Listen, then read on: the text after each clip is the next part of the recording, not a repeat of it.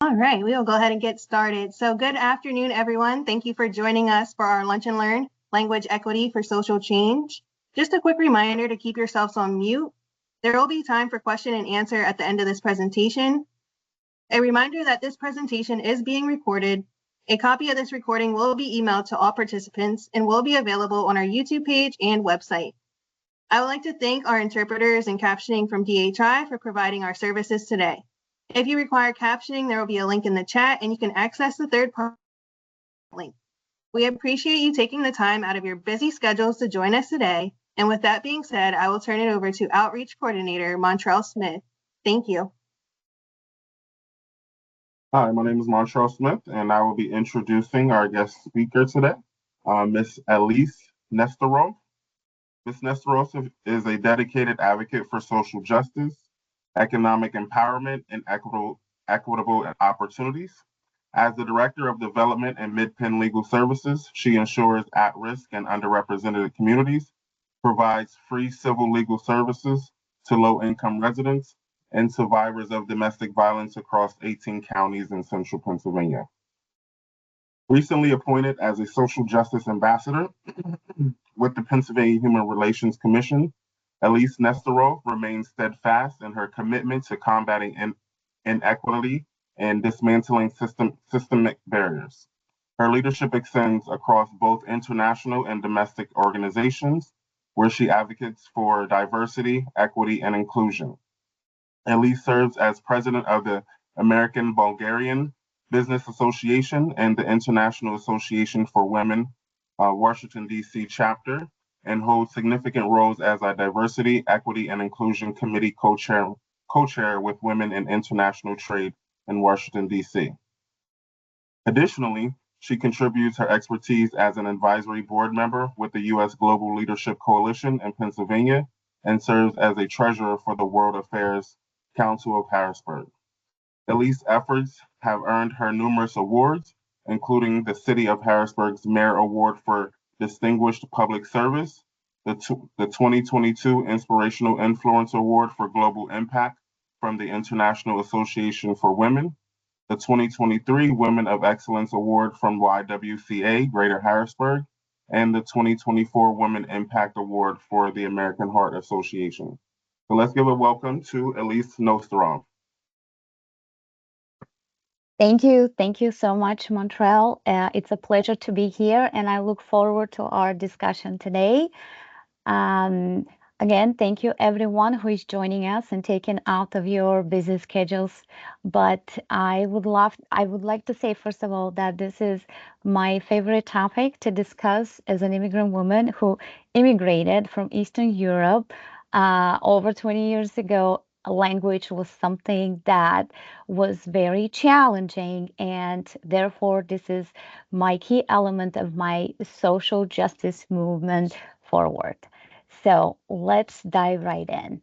Today, we're going to talk about how we can use language equity as a part of our social change. And we're going to look into some strategies, we're going to look into some tools, but more broad overview of the picture of where we are with language equity and are we taking the necessary steps in order to make sure that we are moving towards language justice.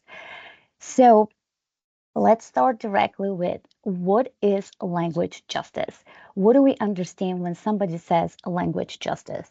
Language justice usually refers to the right of individuals and communities to communicate in the language they're most comfortable with, ensuring equitable access to information, services, and participation.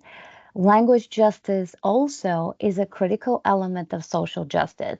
Again, we are ensuring that individuals can communicate and access resources in the language they're most comfortable with.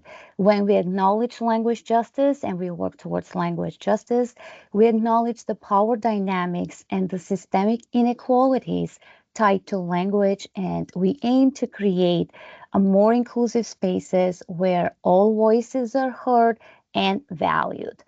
But let's look why it's important, language justice. I mean, we all know it's important, but why is it important? the importance of the language justice, we can break typically in 5 big segments. And we all know, first and foremost, is our access to services. Many vital services such as healthcare, legal assistance, education, and even civic and social services are often very inaccessible to those who don't speak the dominant language. And language justice ensures that people can fully understand and engage with these services. Therefore, those services can lead for fairer outcomes for everyone in our society. But also, it does give us empowerment and dignity. Language is deeply tied to our identity. When individuals can express themselves in their native language, it does affirm their dignity and self-worth. By providing translation and interpretation services, communities, they do empower individuals to participate in all decisions that affect their lives. And that's where we come with the social inclusion. And as we know, the social inclusion is the process of improving the terms on which individuals and groups take part in our society. So, marginalized communities, such as the immigrant and refugees communities, often face language barriers that isolate them from our society. And language justice promotes inclusion by ensuring that everyone, regardless of their language, their native language, can engage in civic, political, and social activities. And that's how we combat discrimination, because many people are judged or discriminated against based on their language skills. And promoting language justice helps reduce these biases and challenges that the dominance of one language over the others. And by doing that, usually we foster diversity and respect for all cultures. And then why does it matter, and why, honestly, as a society, we should know why it's important, language justice? Well, I think it gives us the big picture of how it strengthens our democracy. A healthy democracy depends on the participation of all citizens. But when language barriers prevent people from voting or accessing information or engaging with public institutions, our democracy suffers. And that's where language justice ensures that every person can participate fully in those democratic processes. So, language justice, it's not just about communication, it is not just translation and interpretation. It is more about equity, empowerment, and ensuring that all people, regardless of the language they speak, have the same opportunities to participate in our society. So let's take a closer look between the link of language justice and social inclusion. As we already said, that language justice plays a vital role in fostering social inclusion by breaking down silos, breaking down barriers, and ensuring that everyone, regardless of their native language, has the opportunity to fully participate in the society. And again, the concept goes way beyond just simply providing interpretation and translations. It is about creating that equitable environment where language differences are first recognized, second valued, and third addressed to ensure fair access to information, the civic participation, and cultural empowerment. And one of the fundamental ways that language justice fosters inclusion is by ensuring that all marginalized groups have equal access to critical public services. We already mentioned healthcare, legal aid, education, and social supports, because immigrants, refugees, and non-native speakers, most of these groups often face language barriers that prevent them from understanding important information or fully accessing services they need. So, for example, in healthcare, we know that without the proper language services, um, a lot of non-native speakers might struggle to understand medical instructions, diagnosis, treatment plans, which ultimately leads to poorer health outcomes. Language justice also ensures that patients receive care in a language they understand in order to improve overall public health and saving lives. In legal aid, language barriers in the legal system can be devastating because can lead to significant injustice where individuals are unable to understand their rights or navigate the court process. And language justice ensures that non-English speakers have access to interpreters, legal information, and resources in their own languages, leveling the playing field and promoting fairness. Education. A lot of times, schools and educational systems also cater to dominant language groups and leaving non-native speakers behind. So language justice in the education ensures that all students, regardless of their language, receive appropriate resources and support so they can thrive academically. Therefore, we promote long-term social and economic inclusion. So the participation in civic life, um, not only to be able to vote or to have a stake in the political life, but for many, language is a barrier that excludes them from contributing to community decision making. That goes way beyond, them voting and other civic activities. They cannot, non-native speakers cannot be, they're excluded from being in town halls or public hearings, from where the places in our community are made, direct decisions that affect their life.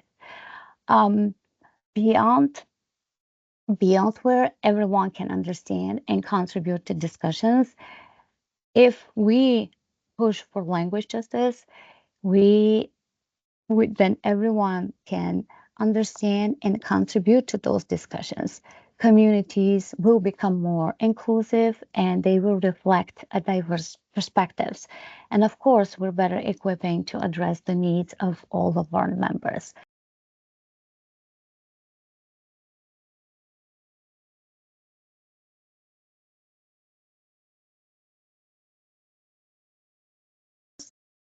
Them. Multilingual communities can come together, they can share experiences and advocate for their rights, leading to stronger social movements and more representative leadership. So, when people have the linguistic resources to participate in civic life, everyone can become more active agents of a change. And that's how we can influence policies and decisions that impact their communities. And then the cultural empowerment, I think that's a very big part of our identity because language is more just a tool for communication. Like I already said, it's a core part of our cultural identity. And language justice definitely recognizes the importance of preserving and celebrating linguistic diversity, which promotes the cultural empowerment and inclusion. And many languages, particularly those spoken by indigenous and minority groups, are oftentimes risk of disappearing. And language justice advocates for the preservation and revitalization of these languages, recognizing them as vital parts of our cultural heritage. Also, in order to achieve language justice, we live in a globalized world, and recognizing and respecting different languages helps promote a sense of belonging for individuals from various cultural backgrounds. Language justice fosters an environment where all languages are treated with dignity and respect, which reinforces ultimately the idea that no language or culture is superior to another. And that's how it helps us break down stereotypes and fosters the mutual understanding between the diverse communities. So when language barriers are left unaddressed, they act as a powerful tool for social exclusion. They not only limit access to essential services, but also systematically marginalize non-native speakers, perpetuating even more social inequalities and economic disparities. So the limitation to essential services, language barriers severely restrict access to those services. Like we already mentioned, the healthcare. And we're going to continuously mention the healthcare, legal aid, and education because those are our three top essential services.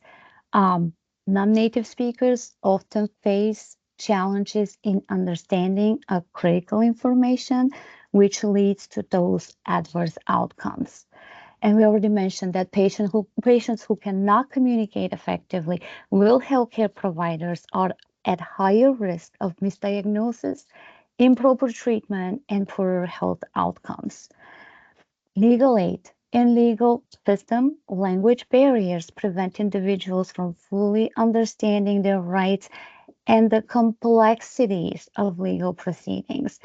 This lack of comprehension can result in unjust outcomes, especially for non-native speakers navigating criminal or immigration cases. Also, as we already mentioned, a lot of non-native speakers are excluded from the civic participation and the community engagement of being able to participate in public forums, town halls, and other civic activities. Without translation or interpretation services, these individuals are effectively excluded from contributing to those important conversations that shape actually our public policies.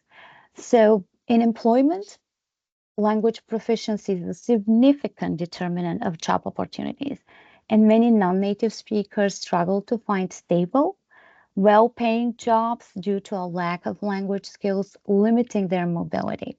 This language divide reinforces more and more the economic inequality as access to higher paying positions in jobs often depends on the fluency in the dominant language.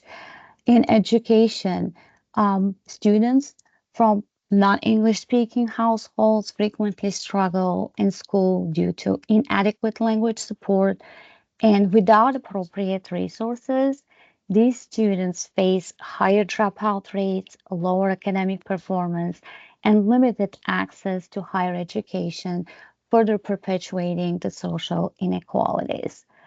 Let's look at some statistics actually that were conducted from various agencies in different industries.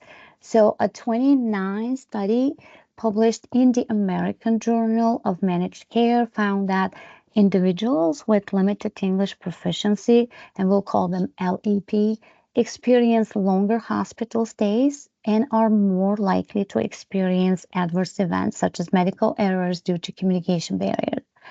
LEP patients also had a 25% higher chance of readmission within 30 days of discharge compared to English proficient patients.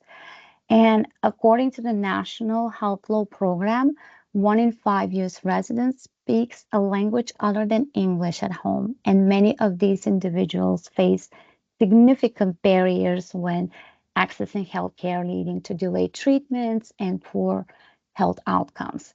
And the legal justice.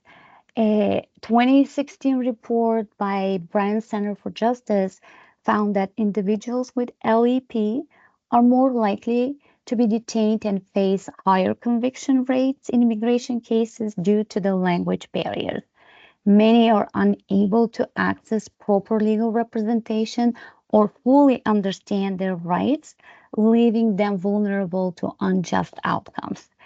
The Access to Justice Initiative conducted a study where it was found that non-native speakers were 40% more likely to experience negative legal outcomes than their English-speaking counterparts.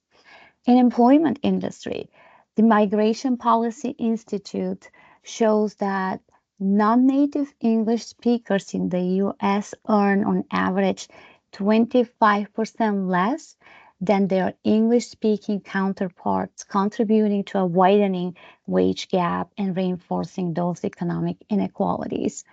Harvard Business Review study found that language barriers in the workplace lead to reduced productivity and limit non-native speakers' career advancement opportunities. Non-native speakers are often excluded from leadership roles and key decision-making processes, further reinforcing their economic marginalization. So as you can see, there are numerous examples and studies that we can tell that there is absolutely a gap and why it's important to promote and bring awareness about language justice.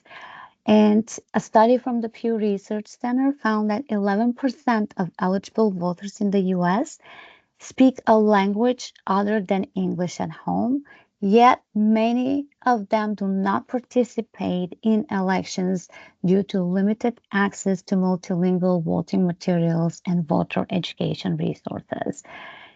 Language exclusion, definitely it's a systemic issue that disproportionately affects non-native speakers, limiting again their access to vital services.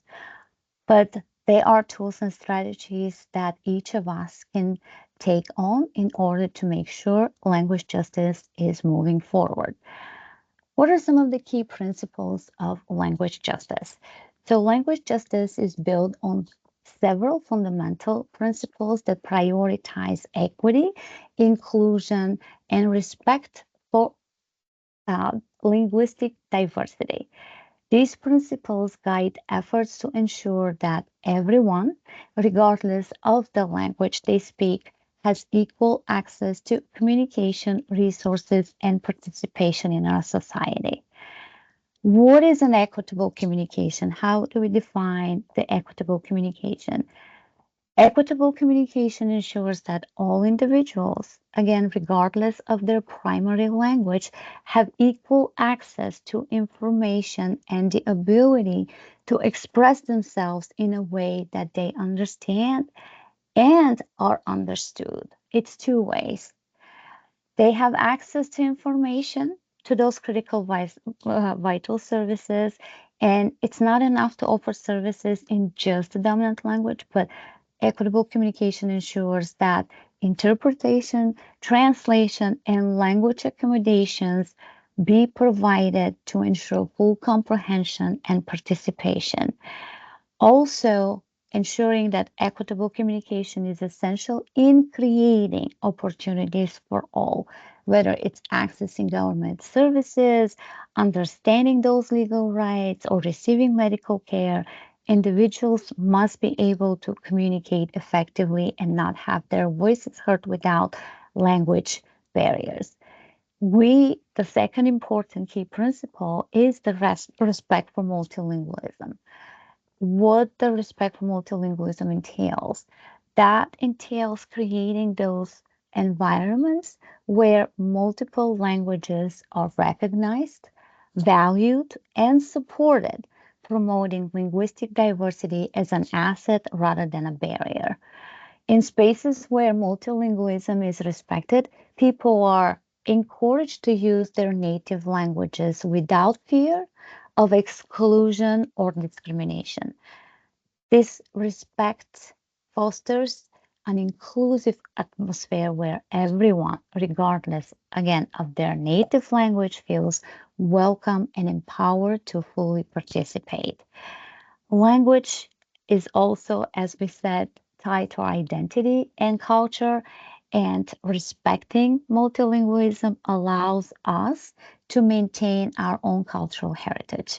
Promoting spaces where multiple languages can coexist not only strengthens our community ties, but also enriches the broader society by embracing diversity. By respecting the multilingualism, our societies can preserve endangered or minority languages, ensuring that future generations continue to have access to their linguistic heritage. This principle supports the idea that no language is superior and that all languages deserve equal standing. And the last principle is community driven solutions. Engaging communities to understand their specific language needs and developing solutions from within those communities ensures that language justice is effectively implemented and sustained. And there are different ways we can do that, but usually community-driven solutions require actively involving the affected communities in identifying those language barriers and determining what language resources are necessary through different types of tools such as need assessments. And rather than imposing external solutions, community-driven approaches allow communities to take ownership of the process. By engaging directly with communities, language justice initiatives can be tailored to meet their specific needs and preferences. And that's how we would promote sustainable change, because solutions developed with community input are more likely to succeed and be sustainable in the long run. So these are the three key principles of language justice. So let's see what we each can do about promoting language equity for change. Promoting language justice requires a comprehensive approach that integrates policy changes, community involvement, and technological innovations. So some of the tools with the language access policies are that we need to have a formal regulations or guidelines that mandate the provisions of translation or interpretation services in public institutions and are essential for the service sectors. So these policies usually require government agencies, healthcare facilities, legal institutions, and educational systems to provide translation interpretation services for individuals with limited proficiency in the dominant language. But that way we can ensure that they have all access to essential services. Language access laws, for example, such as Title VI of the U.S. Civil Rights Act, require federally funded programs to offer language assistance to individuals with LEP, limited English proficiency, and similar policies can be adopted at the local or institutional level, ensuring, again, that vital information is accessible to speakers of various languages. Community interpreters. So who are community interpreters? I call myself a community interpreter. Those are individuals who are trained to provide interpretation services within their local communities that help bridge the language gaps in healthcare, legal settings, schools, and other essential service areas. So offering community-based interpreter training programs ensure that interpreters are proficient not only in languages, but also in the cultural nuances and sensitivities of the communities we serve. And this increases the quality of interpretation, of course, and improves the experience for those relying on these services. Community interpreters are also often members of the communities they serve, which foster trust and understanding between service providers and non-native speakers. Our presence ensures that linguistic minorities can communicate effectively in critical situations. And technology, let's look at the third tool, technology. These days, technology tools, which include apps and platforms, provide real-time translation and multilingual information. There are apps such as Google Translate, iTranslate, and Microsoft Translator that allow users to translate text, voice, or images in real time. And these tools can be essential for non-native speakers. Multilingual platforms, like there are websites now that are translated into a variety of languages. There are mobile apps and digital platforms that offer content in multiple languages that help bridge the communication gap. AI and machine learning. Advanced technologies such as artificial intelligence and machine learning also enhance our translation quality and accuracy over time. They are becoming more and more popular and are increasingly being used to break down language barriers across various sectors, providing real-time support in context ranging from public services to international business transactions. So these are some of the three big tools that we can use to promote language equity. So let's see what is the role of the organizations and institutions in language justice. So we're going to break the organizations and institutions into three categories: the nonprofits and advocacy groups, government agencies, and the businesses, because all those three key sectors play different role. The collaboration between nonprofits and advocacy groups, the government agencies, and the businesses is essential to driving that change and advancing the language justice. So, how does nonprofit and the advocacy groups can help with language justice? Well, they are at the forefront actually of pushing for language justice by demanding that public services provide access to non-native speakers. These organizations usually work directly with the marginalized communities, highlighting those language barriers and advocating for their removal. Through campaigns, legal action, and public awareness initiatives, they push for improved language access in sectors such as healthcare, education, and the legal system. By raising awareness, they educate the public and policymakers about the importance of language equity. Nonprofits and advocacy groups ensure that the issue remains a priority. Their work is essential in holding institutions accountable for providing language services that are inclusive and effective. Supporting communities, many nonprofits often directly support language services, and they provide language services such as translation, interpretation, and language education programs to help LEP communities. And they also advocate for systemic change. Government agencies. So let's look at the government. The government agencies have a responsibility, as we said earlier, to incorporate language equity into their policymaking and ensure that public services are accessible to all, regardless of language. So, government bodies at all levels, local, state, and federal, must create and enforce language access policies that mandate interpretation and translation services in public institutions. And they also play a key role in embedding language justice into the fabric of our society by providing those resources and infrastructure for language access. Government agencies are also responsible to monitor and enforce. It is their responsibility to monitor the effectiveness of the language access policies and ensure compliance across the different sectors. And our third, yes. Go ahead, Montreal. And our third sectors, the businesses, they also play an essential role in promoting language justice by ensuring that both their multilingual clients and employees have access to equitable communication channels. In today's increasingly globalized world, businesses must recognize the importance of catering to those customers who speak various languages. And same thing for the workplace communication for employees. Businesses can foster inclusive workplaces by offering language assistance, including training programs again and multilingual communication programs.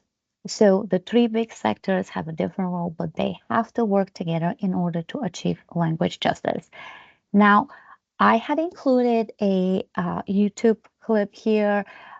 It is from MidPenn Legal Services. It is a training that we conducted 2 years ago with about 50 interpreters with the International Service Center, but we can distribute the link. Actually, we can put the link in the chat. So I'd like to get through the slides. We can put the link in the chat, but this is just an example how language justice works. It was a collaboration between two nonprofit organizations, and we trained in 7 different civil legal topics, about 50 interpreters, in order to equip the interpreters with more civil legal justice information so they can be more helpful in their own communities. And the impact would be tremendous. There are other, and we don't have to, let's see. Montreal, can we put the link, please, in the chat so everyone can actually access the link later so I can get through the slides? this was for the videos talk specifically about the training we did in MidPenn Legal Services. And then healthcare access for immigrant communities, and again, civic participation in multilingual communities. There are very different cases where we can look at and studies that have been done in order to see, for example, a major hospital in US that is serving a large immigrant population implemented a comprehensive language access program, and the program included the hiring and training of professional medical interpreters fluent in the most commonly spoken languages among their patients. Those languages were Spanish, Chinese, and Arabic. And additionally, they integrate a real-time video interpretation system for less common languages, ensuring immediate access to interpretation services regardless of the language spoken by patients. And in many nonprofit organizations, including MidPenn Legal Services, we do use different providers for real-time interpretation translation services, so we can assist our clients better and making sure their outcomes are fairer for everyone involved. And moving forward, so how each of us can advocate for language justice, or what can we do in order to make sure that we're taking active part in moving language justice forward? It is definitely a multifaceted approach, and we have to make sure that we're engaging various stakeholders, we are fostering that collaboration and promoting legislative change. Education. So raising awareness about the importance of language justice is crucial for creating a supportive environment for change. So from organizing workshops to seminars to training sessions for policymakers, community leaders, and service providers, we can highlight the significance of language access and focusing on the social, economic, and health impacts of those language barriers. We can use the data and the case studies to illustrate the need for action. We can develop a variety of educational materials, including brochures, infographics, and videos to convey the message of language justice. We can encourage organizations to incorporate cultural competence training in their programs, ensuring that staff understands the challenges faced by non-native speakers and can provide appropriate support. Collaborate with we definitely need our local communities in order to understand the specific linguistic needs of those communities for effective advocacy. And partnering with local immigrant organizations, advocacy groups, and community leaders can gain that insight into the unique challenges that are faced by non-native speakers.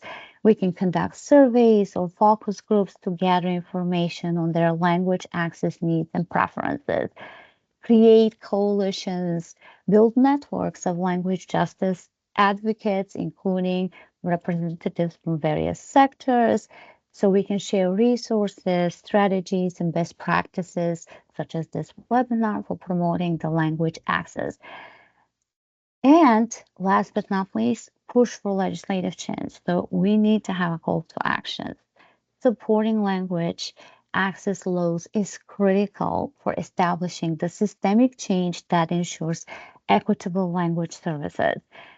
Researching existing laws and proposed legislation related to language access at local, state, and federal levels, identifying those gaps in current policies, and advocating for the introduction of new laws that mandate translation and interpretation services in essential areas such as healthcare, education, and again, legal aid. Organizing campaigns or rally public support for language access legislation. We can utilize petitions, social media, and a variety of community events to raise awareness. And schedule meetings with local representatives to discuss the importance of language justice and advocate for legislative change. So I know we said a lot about language justice, but advocating for language justice does involve a very collaborative and informed approach and making sure that everyone is involved. Working together, we can only then create that environment where language barriers are dismantled, ensuring that all individuals have access, equal access to essential services and opportunities in our society. So we need to make sure we're doing sustained efforts, and we have a full commitment to equity. The goal of language justice can be achieved. So let's make sure that each of us are utilizing those tools and strategies in fostering a more inclusive and just community for everyone. So thank you, and let's open the floor for discussion and questions. And I apologize if I rushed through it, but I got concerned with the time.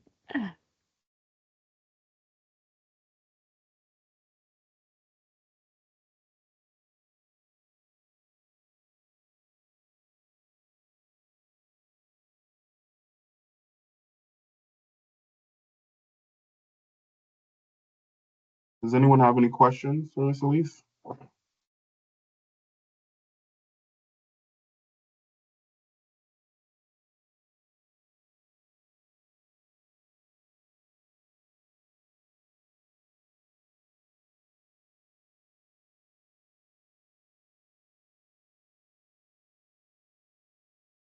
I just want to say thank you. It was an excellent presentation, really super. I learned a lot. Great job. We're lucky to have you as a community leader and influencer here. Thank you, Bob. Thank you so much. And I will take it that we all now are equipped with better strategies, and we can each promote and move forward language justice. It is very important for me as part of our social justice movement, because I know firsthand how it's difficult and challenging to not fully understand information provided or not being able to access the information and resources, but also on the other side, not to be understood as well. It's twofold. So thank you so much, everyone that joined today. And yeah, please, if please feel free to press the link that in the chat. Actually, take the time. It's only 2 minutes of a video.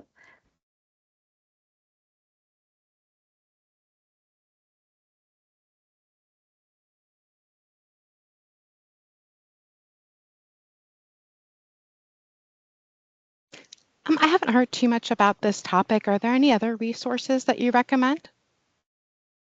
Absolutely. There are a lot of, so language justice is something that 2 years ago with MidPenn Legal Services, we started looking during COVID, actually. During COVID, we started seeing that a lot of national organizations were talking about accessibility in services for non-native speakers. And that's where language justice started forming as a movement, as part of social justice.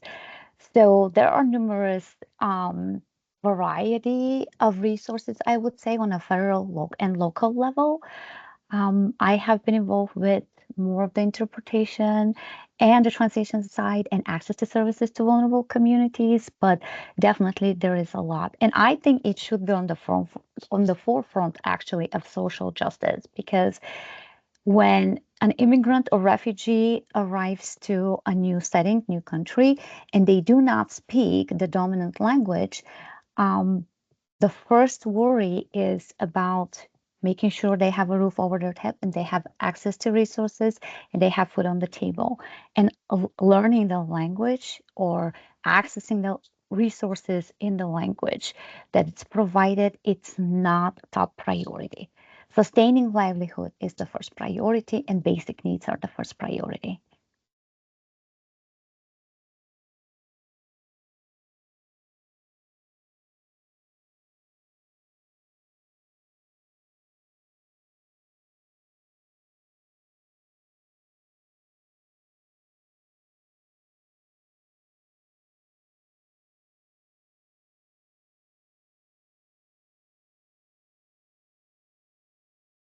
If anyone wants to share something, that'd be wonderful. What is your experience? Have you navigated challenges due to language barriers?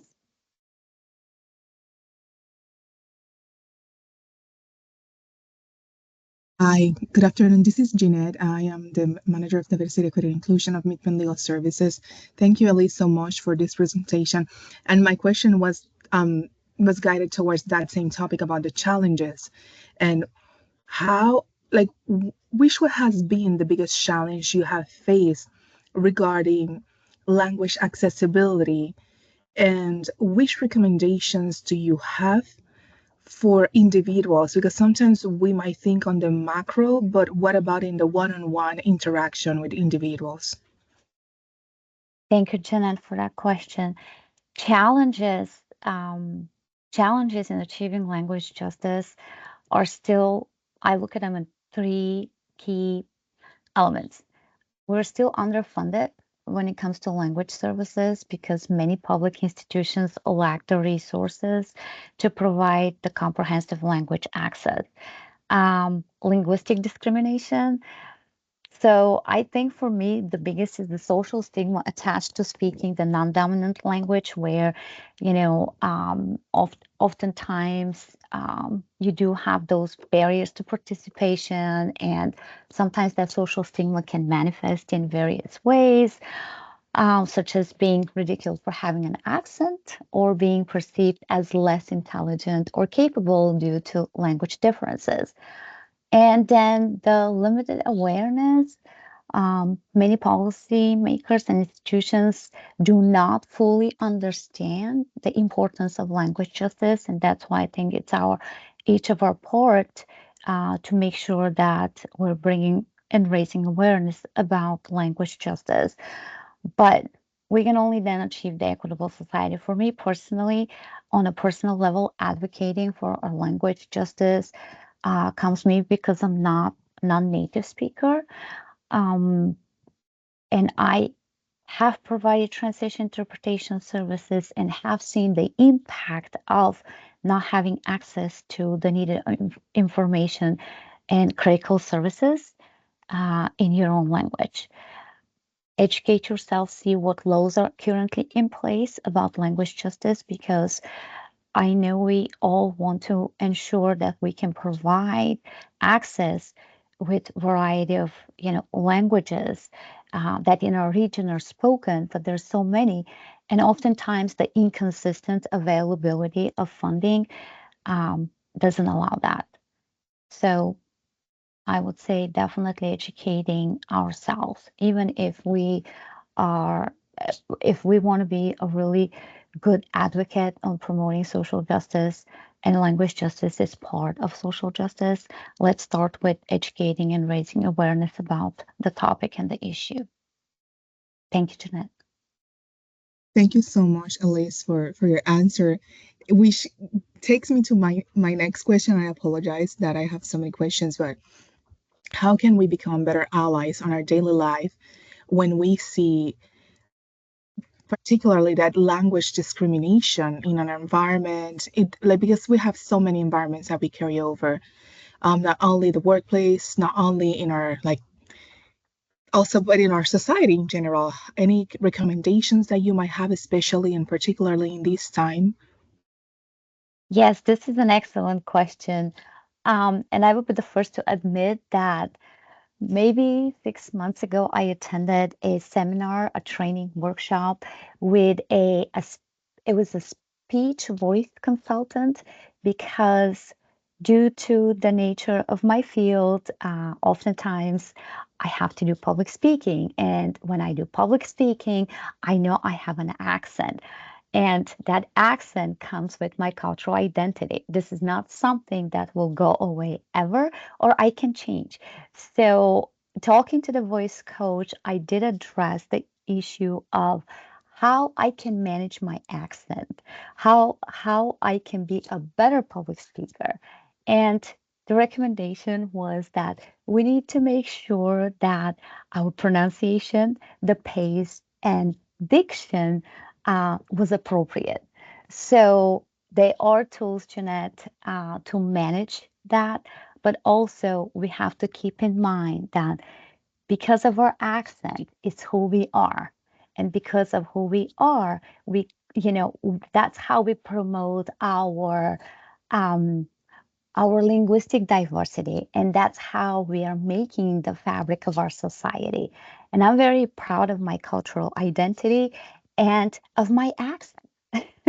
So just managing the pace and the diction, I think it helps me. And definitely, it is something that I think everybody that it's concerned and they have to speak publicly should look into that. But that's an excellent question because I struggled for years with that until I really understood that it's all about, just managing it because we cannot get rid of our accent. And what about when we see bullying? Because that's something that it's often seen in our society. How can we become better allies? And how can we stand up for those who are being bullied because they're carrying their ethnicity and their background and their accent? Well, definitely, I am not a bystander. I take a very active approach and by educating, informing, and definitely raising awareness and making sure that depending on the situation, of course, Jeanette, but making sure that that the person understands that they also are part of our society. Just because someone doesn't speak the language doesn't mean they're not part of our society and doesn't take engaging part in our society. But ensuring that we can be better advocate, it's being more open-minded, approaching that individual in a way where it's non-threatening and ensuring that we can help instead of just witnessing, a sad situation like that. I can give numerous instances where yes, we can see it, we can recognize it, but not being silent and quiet about it is, I think that's how we can advocate it best. And again, depending on the situation, I don't want to really give, like apply this strategy or use this tip, but just making sure that the other party understand that this is not okay and making sure that the person, the non-native speaker, it's not threatened and they feel safe in that environment. But does that help, Jeanette? Thank you so much for such excellent recommendations. I appreciate it. Thank you, Jeanette.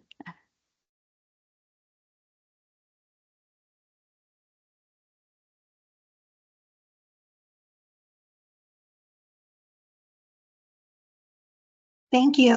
Excuse me. Thank you to everyone for joining us today. There are some comments in the chat just saying thank you for your presentation.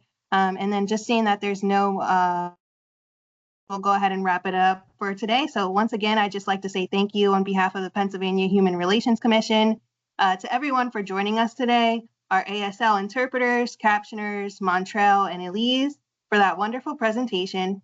As a reminder, this recording and presentation, including the link to view the video, will be sent to all participants. With that being said, we will go ahead and end this presentation today. Thank you for joining us, and I hope you all have a wonderful day ahead. Thank you.